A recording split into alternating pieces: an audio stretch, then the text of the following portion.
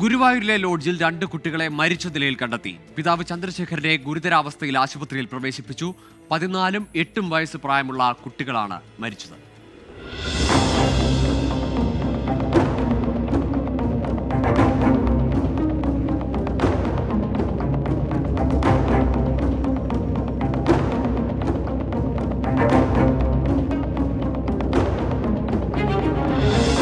ചാവക്കാട് സ്ഥിരതാമസമാക്കിയ വയനാട് സുൽത്താൻ ബത്തേരി സ്വദേശി ചന്ദ്രശേഖരൻ 2 പെൺമക്കളുമൊത്ത് ഇന്നലെയാണ് ഗുരുവായൂർ നമസ്കാര ലോഡ്ജിൽ റൂം എടുത്തത്.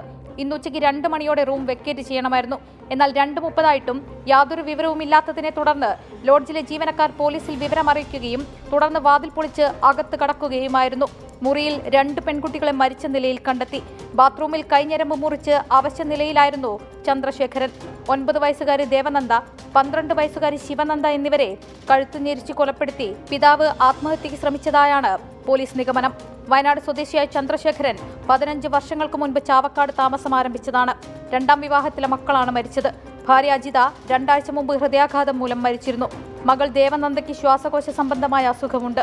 പിതാവ് മക്കളെ കൊലപ്പെടുത്തി ആത്മഹത്യയ്ക്ക് ശ്രമിച്ചത് എന്തിനാണെന്ന് വ്യക്തമല്ല. 24 തൃശൂർ.